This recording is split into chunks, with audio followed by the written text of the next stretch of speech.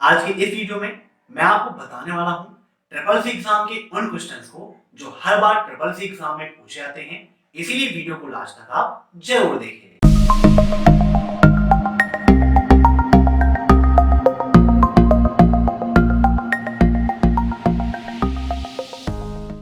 नमस्कार दोस्तों, मैं अभय अभय एक्सेल कंप्यूटर में आप सभी का स्वागत करता हूं। दोस्तों, आपके इस चैनल पर मैं हमेशा लाता रहता हूं कंप्यूटर टेक्नोलॉजी से जुड़ी नई नई वीडियोस, साथ ही साथ ट्रिपल सी ओ लेवल की टॉप लेवल की क्लासेस। तो अगर मेरे चैनल पर आप नए मेहमान हैं तो चाय कॉफी पी के जाइएगा। जस्ट आई एम जोकिंग भाई, चाय कॉफी नहीं पीना है। आपको जो सामने सब्सक्राइब वाली बटन है उस पर क्लिक करना है, साथ ही बगल में जो बेल आइकन है उसे भी प्रेस करना है, ताकि आपको ये सब कुछ मिलता रहे जो भी चैनल पर अपडेट होता है। तो आइए शुरू करते हैं आज की एक क्लास। तो आज का पहला प्रश्न है, लाइनेक्स में पीएसटी कमांड का क्या उपयोग है? What is the use of PST command in Linux? हर बार ट्रिपल सी एग्जाम में लाइनेक्स यूनिक्स की कमांड से संबंधित क्वेश्चंस पूछे जाते हैं। तो यहां पर आपसे पूछा गया है पीएसटी कमांड के बारे में। तो पीएसटी कमांड का यूज होता है एक ट्री के रूप में चल रही प्रक्रियाओं को प्रदर्शित करना। जैसे आप एक वृक्ष देखते हैं, उसमें अलग अलग बहुत सारी शाखाएं होती हैं, वैसे ही उन शाखाओं के रूप में पीएसटी कमांड सिस्टम में चल रही प्रोसेसिंग को प्रदर्शित करने का कार्य करता है। जो भी क्वेश्चंस यहाँ पर हम डिस्कस कर रहे हैं वो सारे क्वेश्चंस आपके लिए काफी इंपॉर्टेंट हैं, तो इनको आप मॉक टेस्ट के रूप में लेते रहिए और कमेंट बॉक्स में आंसर्स देते रहिए। वीडियो के लास्ट में आप जरूर बताइएगा कि आपके कितने क्वेश्चन सही हुए हैं। आइए देखते हैं अब नेक्स्ट क्वेश्चन। राउटर किस लेयर पर कार्य करते हैं? Router operates at which layer? जब मैंने आपको नेटवर्किंग डिवाइस और ओएसआई मॉडल के बारे में पढ़ाया था तो वहां पर इन सभी चीजों को एक्सप्लेन करके समझाया था, जिसकी वीडियो के नीचे मैंने लिंक दी है, वहां से आप उसे जरूर देखिएगा। दोस्तों, राउटर आपका नेटवर्क लेयर पर कार्य करता है। ओएसआई मॉडल में कितनी लेयर होती हैं, यह प्रश्न भी आपके एग्जाम में आता है। कभी कभी एग्जाम में यह पूछा जाता है कि ओएसआई मॉडल की चौथी लेयर कौन सी है, पांचवी लेयर कौन सी है या सातवीं लेयर कौन सी है। तो किस प्रकार आप एक सीक्वेंस से सभी सातों लेयर को याद रख सकते हैं, उसके लिए मैं आपको एक मजेदार ट्रिक बताता हूं। और वो ट्रिक क्या है दोस्तों? तो दोस्त हैं तो दोस्तों से संबंधित एक मैं आपको ट्रिक बताता हूं। और इसकी ट्रिक है दोस्तों, प्यारे दोस्त नीलेश तुम्हारी शादी पर आऊंगा। ठीक है, प्यारे दोस्त नीलेश तुम्हारी शादी पर आऊंगा। यहां पर आप नीलेश की जगह अपने किसी भी दोस्त का नाम रख सकते हैं जो एन से स्टार्ट होता है। अब यहां पर कैसे आपको याद रखना है, देखिए, पी से फिजिकल लेयर, डी से डाटा लिंक लेयर, एन से नेटवर्क लेयर, टी से ट्रांसपोर्ट लेयर, एस से सेशन लेयर, पी से प्रेजेंटेशन लेयर और ए से एप्लीकेशन लेयर होता है। तो इस प्रकार आप सातों लेयर को आसानी से याद रख सकते हो। एग्जाम में जो क्वेश्चन आता है वो ये पूछा जाता है नेटवर्क लेयर और सेशन लेयर के बीच में कौन सी लेयर होती है। तो कौन सी लेयर होती है? Transport layer. ठीक है, तो ऐसे ही आपको सातों लेयर को एक सीक्वेंस से याद रखना है। इस ट्रिक को आप जरूर नोट करिएगा और याद रखिएगा। अब देखते हैं next question. Libre office writer में सुपर स्क्रिप्ट की शॉर्टकट की क्या होती है? ट्रिपल सी एग्जाम में लिब्रे ऑफिस से ये दो प्रश्न बहुत ज्यादा पूछे जाते हैं। कभी पूछता है सुपर स्क्रिप्ट के बारे में और कभी पूछता है सब स्क्रिप्ट के बारे में। तो एक ट्रिक मैं आपको बता देता हूं जिसके द्वारा इन दोनों को आप आसानी से याद रख सकते हो। अब यहां पर पूछा गया है सुपर स्क्रिप्ट के बारे में, तो इसका राइट आंसर क्या होगा? Control shift plus P. Last में ही अंतर है, एक में पी होता है, एक में बी होता है। तो देखिए, सुपर में क्या आता है? पी आता है, इसीलिए शिफ्ट के साथ में क्या यूज करना है? पी यूज करना है। और ऐसे ही सब में क्या आता है? बी आता है, इसीलिए हमें कंट्रोल शिफ्ट और बी याद रखना है। ठीक है, तो सब स्क्रिप्ट के लिए कंट्रोल शिफ्ट और बी और सुपर के लिए कंट्रोल शिफ्ट एंड पी। ठीक है, याद रखिएगा। अब नेक्स्ट, माई कमांड किसके लिए प्रयोग की जाती है? मीन्स माई कमांड का यूज हम किस चीज के लिए करते हैं? जैसे पीएसटी कमांड था, वैसे ही एक दूसरी कमांड है माई कमांड। तो इसका राइट आंसर होगा मूव फाइल। किसी भी फाइल को मूव करने के लिए, एक स्थान से दूसरे स्थान पर उसे ट्रांसफर करने के लिए हम माई कमांड का उपयोग करते हैं। अब नेक्स्ट, किस टोपोलॉजी में एक नियंत्रक या हब होता है? In this topology there is a central controller और हब। तो इसका राइट आंसर होगा दोस्तों स्टार टोपोलॉजी। ठीक है, स्टार टोपोलॉजी में एक नियंत्रक या हब होता है जो पूरे सिस्टम्स को नियंत्रित करने का काम करता है। अगर वो हब खराब हो जाता है तो कोई भी कंप्यूटर कार्य नहीं करेंगे, इस बात को आप याद रखिएगा। ठीक है, जो क्वेश्चंस यहाँ पर डिस्कस कर रहे हैं इसकी एक कंप्लीट ई बुक मैंने तैयार की है, जहां पर मोस्ट इंपॉर्टेंट 2000 क्वेश्चंस मैंने रखे हैं, जिसमें लाइनक्स, यूनिक्स कमांड, सभी टोपोलॉजी और जो टोटल 1 to 9 चैप्टर्स हैं उनसे संबंधित क्वेश्चंस उसमें रखे हैं, जिसकी लिंक मैंने डिस्क्रिप्शन में दे रखी है, वहां से आप उसे डाउनलोड कर सकते हैं। अब देखते हैं नेक्स्ट क्वेश्चन। एआई शोध में कौन सी संस्था अग्रणी नहीं थी? एआई का मतलब क्या होता है दोस्तों? आर्टिफिशियल इंटेलिजेंस, जिसे हिंदी में हम कृत्रिम बुद्धिमत्ता कहते हैं। इसके अंतर्गत क्या है कि मशीनों को बुद्धिमान बनाने का कार्य चल रहा है। जैसे आपने बहुत सारे फोन में ऐसे कैमरे देखे हैं कि अगर कहीं पर अंधेरा है तो ऑटोमेटिक फ्लैश ऑन हो जाता है, और कहीं पर उजाला है, लाइट है, तो ऑटोमेटिक फ्लैश उसका ऑफ हो जाता है। ऐसे ही आप में से बहुत सारे लोगों ने गूगल असिस्टेंट का यूज किया होगा। तो गूगल असिस्टेंट भी क्या है? आपका आर्टिफिशियल इंटेलिजेंस का ही एग्जांपल है। अगर गूगल असिस्टेंट से आप पूछते हो कि आप मेल हो या फीमेल हो, तो आपको यही रिप्लाई देता है, ना ही मैं मेल हूं ना ही मैं फीमेल हूं, मैं एआई द्वारा बनाई गई एक मशीन हूं। ठीक है, अब यहां पर एआई का यूज किस जनरेशन में हुआ, यह प्रश्न भी आपके एग्जाम में आता है। तो एआई का यूज हुआ था 5वीं जनरेशन में। ठीक है, याद रखिएगा 5th जनरेशन में एआई को डेवलप किया गया था। और एआई शोध में कौन सी संस्था अग्रणी नहीं थी? इसका राइट आंसर होगा हार्वर्ड। ठीक है, जबकि एमआईटी और डॉट माउथ ये दोनों कंपनियां, दोनों संस्था एआई के निर्माण में अग्रणी थी। अब देखते हैं इसके बाद नेक्स्ट क्वेश्चन। अपने कंप्यूटर को हैकर से बचाने के लिए आपको किसका प्रयोग करना चाहिए? प्रेजेंट टाइम पर आप सभी देख सकते हैं हैकिंग बहुत ज्यादा बढ़ गई है। बहुत सारे यूट्यूब चैनल भी हैक हो रहे हैं, बहुत सारे अकाउंट्स हैक हो रहे हैं, बहुत सारे सिस्टम्स हैक हो रहे हैं। तो इन सभी से अगर आप बचना चाहते हैं तो इसके लिए आपको यूज करना चाहिए फायरवॉल को। ठीक है, फायरवॉल को हम कंप्यूटर सुरक्षा घेरा भी कहते हैं, नोट कर लीजिएगा, कंप्यूटर सुरक्षा घेरा भी कहते हैं फायरवॉल को। अब नेक्स्ट, लिब्रे ऑफिस कैल्क में 10 into 20 डिवाइड बाई 4 मल्टीप्लाई 8 का मान क्या होगा? ट्रिपल सी एग्जाम में ऐसे बहुत सारे क्वेश्चंस आते हैं जिसमें एक फार्मूला दिया जाता है और उसको ऐसे ही आपको ओरल सॉल्व करना है और उसका आंसर देना है। और मैथ्स के स्टूडेंट तो इसको आसानी से सॉल्व कर लेंगे। आइए विद प्रैक्टिकल आपको लिब्रे ऑफिस कैल्क में हम दिखाते हैं। ठीक है, यहां से इसे हम कॉपी कर लेते हैं और चलते हैं कैल्क में। ठीक है, तो इक्वल 10, यहां पर मल्टीप्लाई का सिंबल लगाना है, 20, देन डिवाइड का सिंबल 4, देन मल्टीप्लाई 8। ठीक है, और इंटर आप कर दोगे तो यहां देख सकते हो आपका आंसर आ गया कितना? 400। 400 कैसे हुआ दोस्तों? तो यहां पर आप देखेंगे तो पहले क्या होगा, 20 डिवाइड होगा 4 से। जब 20 डिवाइड होगा तो ये क्या हो जाएगा दोस्तों? तो इक्वल 10 मल्टीप्लाई 5 मल्टीप्लाई 8। ठीक है, अब इसको डिवाइड कर लोगे तो 400 आंसर आ जाएगा। क्योंकि मैथ्स का रूल कहता है कि कहीं पर जोड़, घटाना, गुणा, भाग साथ में दिया गया हो तो पहले हम भाग करने का काम करते हैं, उसके बाद गुणा करने का, फिर जोड़ने का और फिर घटाने का। इस प्रकार से इसका राइट आंसर क्या हो जाएगा? Option first 400।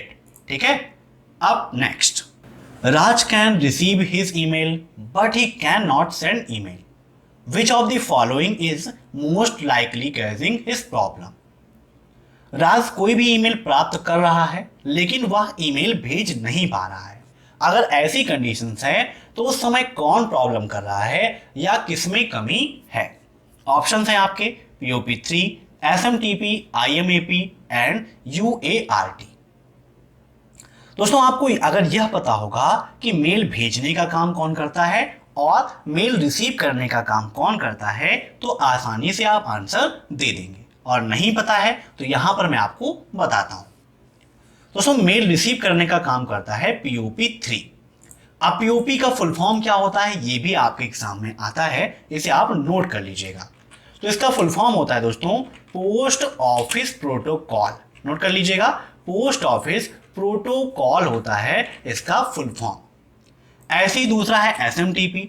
SMTP का फुल फॉर्म होता है सिंपल मेल ट्रांसफर प्रोटोकॉल। ठीक है, simple mail transfer protocol. IMAP का फुल फॉर्म क्या होता है इंटरनेट मैसेज एक्सेस प्रोटोकॉल। ठीक है, नोट करिएगा इंटरनेट मैसेज एक्सेस प्रोटोकॉल। अब इसके बाद दोस्तों यहां पर बात आती है मेल भेजने के लिए। तो भेजने के लिए हम उपयोग करते हैं किसका, SMTP का।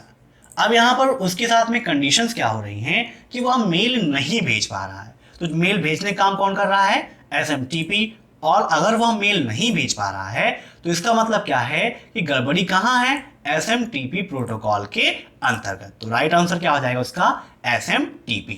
ठीक है, समझ में आया आपको? अगर ना समझ में आया हो तो आप कमेंट करके बताइएगा, मैं नेक्स्ट वीडियो में और एक्सप्लेन करके आपको समझा दूंगा।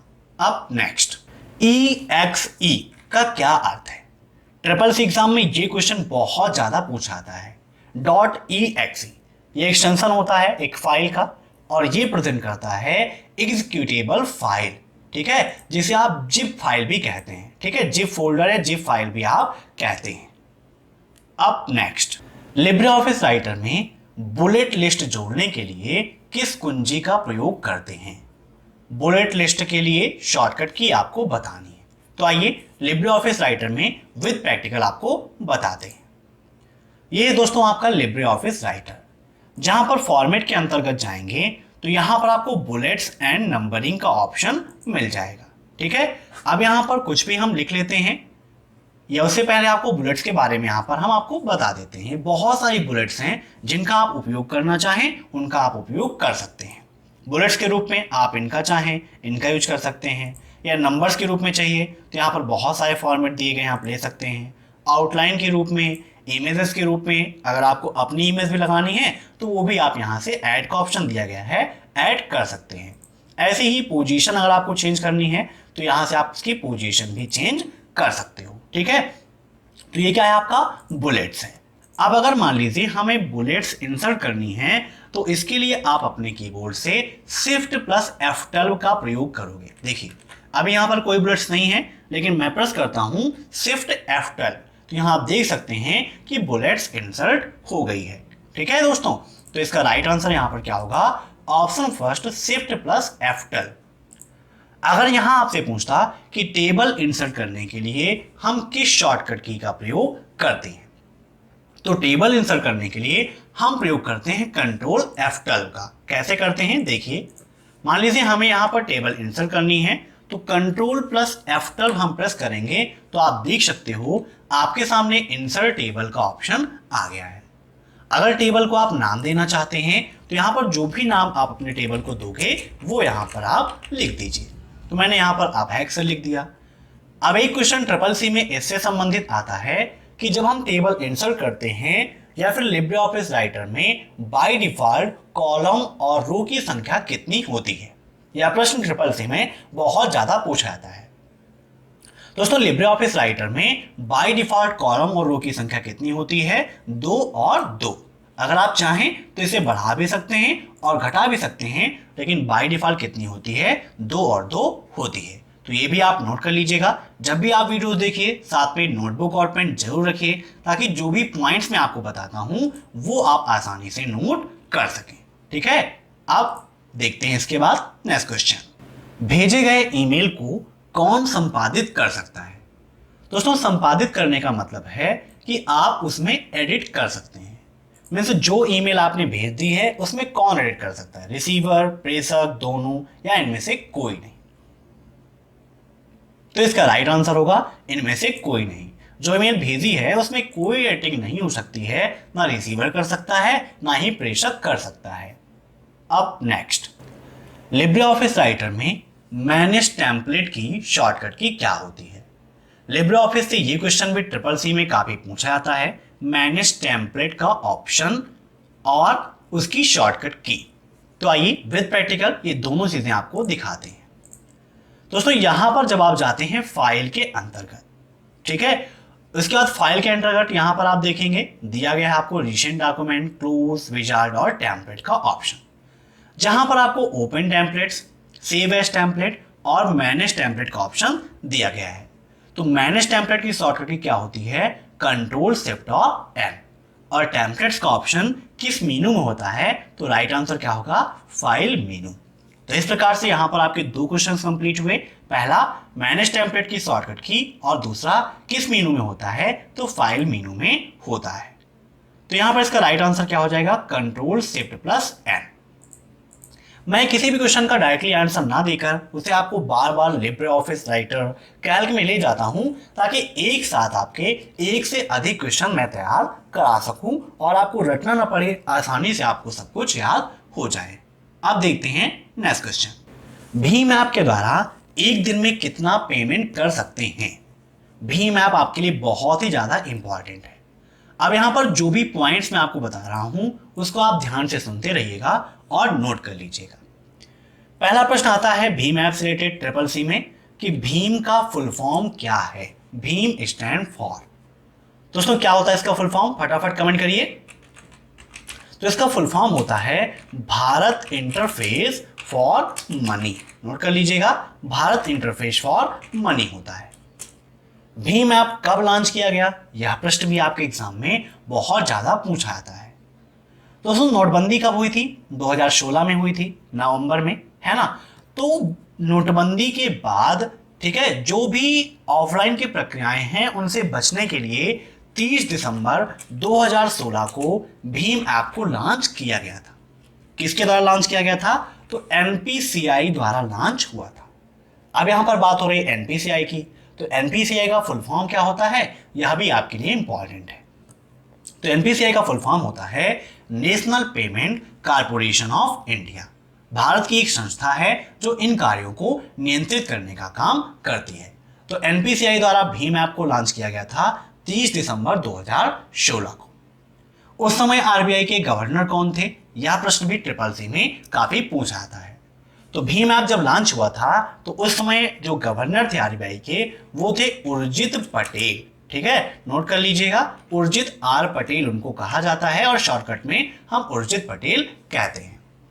और भीम ऐप के द्वारा एक दिन में हम 40,000 रुपए का पेमेंट कर सकते हैं। नोट कर लीजिएगा, एक दिन का मतलब 24 घंटे में आप 40,000 रुपए का पेमेंट कर सकते हो, ठीक है। अब नेक्स्ट, OpenOffice.org किस प्रकार का सॉफ्टवेयर है, बताइए। दोस्तों OpenOffice.org आपका ओपन सोर्स सॉफ्टवेयर है।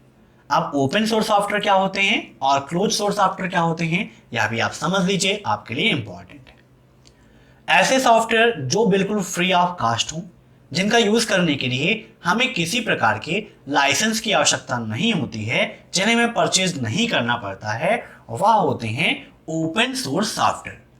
ओपन सोर्स सॉफ्टवेयर के साथ में हमें मिलता है एक source code.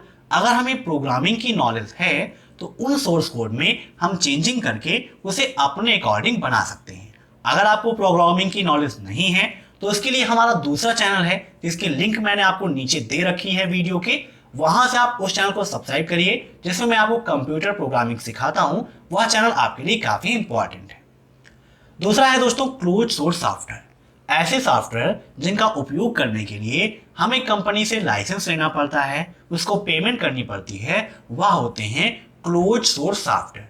Close source software में हम अपने अकॉर्डिंग कोई भी चेंजिंग नहीं कर सकते हैं, अर्थात इसके साथ में हमें कोई भी सोर्स कोड नहीं मिलता है, जैसे हमें मिल जाता है वैसे ही हमें उसका उपयोग करना होता है। अब देखते हैं नेक्स्ट क्वेश्चन। उमंग निम्न सेवाओं को सुलभ कराता है। मीन्स उमंग ऐप के द्वारा हमें कौन कौन सी सुविधाएं मिल जाती हैं। दोस्तों उमंग ऐप के द्वारा हम इनकम टैक्स फाइल कर सकते हैं, आधार और पीएफ फंड क्वेरीज को हल कर सकते हैं, गैस सिलेंडर बुक कर सकते हैं, या फिर हम ये कहें कि भारत सरकार की जो भी सेवाएं हैं, जो भी सुविधाएं संचालित होती हैं, लगभग सभी प्रकार की सुविधाएं आपको उमंग ऐप में मिल जाती हैं। इसी उद्देश्य से ही उमंग ऐप को लॉन्च किया गया था ताकि भारत सरकार की सारी सुविधाएं आम जनमानस के पास पहुंच सके। तो इसका राइट आंसर क्या है? उपरोक्त सभी। उमंग ऐप का फुल फॉर्म क्या है? यह भी ट्रिपल सी में काफी पूछा जाता है। साथ ही साथ उमंग ऐप में एन क्या प्रेजेंट करता है, यह प्रश्न भी आता है। दोस्तों उमंग ऐप में एन प्रेजेंट करता है न्यू एज को। ठीक है, किसको प्रेजेंट करता है? न्यू एज को। आइए अब देखते हैं आगे। यूनिक्स में किसी फाइल का प्रिंट प्राप्त करने के लिए हम किस कमांड का उपयोग करते हैं? बताइए। फाइल का प्रिंट प्राप्त करना है, वो भी कहां पर? यूनिक्स के अंतर्गत। तो दोस्तों इसके लिए हम यूज करते हैं LPR कमांड का। किसका यूज करते हैं? LPR कमांड का यूज करते हैं प्रिंट प्राप्त करने के लिए। अब दोस्तों देखते हैं कल जो क्वेश्चंस मैंने पूछे थे उन क्वेश्चंस का आंसर किन लोगों ने दिया है और उन क्वेश्चंस का राइट आंसर क्या है। तो सबसे पहले आंसर दिया था रितिका जी ने, साक्षी अग्रहरी जी ने, रेणु शुक्ला जी ने, अनामिका जी ने और मनीष पाल जी ने। सबसे पहले इन पांचों लोगों को बहुत बहुत धन्यवाद। दोस्तों पर डे आपसे मैं क्वेश्चन पूछता हूं जिनका आपको कमेंट बॉक्स में आंसर देना है, तो फटाफट आप कमेंट बॉक्स में आंसर दिया करिए। पहला प्रश्न था फाउंडर ऑफ एफबी, फेसबुक के फाउंडर कौन है? तो मार्क जुकरबर्ग है।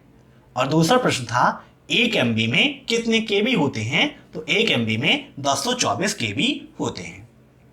अब जो प्रश्न आपके लिए हैं उन्हें आप देख लीजिए और फटाफट कमेंट बॉक्स ओपन कर लीजिए और इन क्वेश्चंस का आंसर दीजिए। पहला प्रश्न है क्या इंटरनेट एक्सप्लोरर ब्राउजर का एक प्रकार है? और दूसरा प्रश्न है अनारक्षित टिकट किसके द्वारा लॉन्च किया गया था? फटाफट आंसर दीजिए ताकि आपका नाम कल की वीडियो में सबसे पहले हो। दोस्तों मैं आशा करता हूं कि आपको ये वीडियो पसंद आया होगा। अगर आपको ये वीडियो पसंद आया हो तो वीडियो को लाइक जरूर करिएगा। साथ ही साथ आप कमेंट में अपना सुझाव जरूर दीजिएगा कि आपको ये वीडियो कैसा लगा। Thanks for watching my video. फिर मिलते हैं नेक्स्ट क्लास में, तब तक के लिए बाय बाय।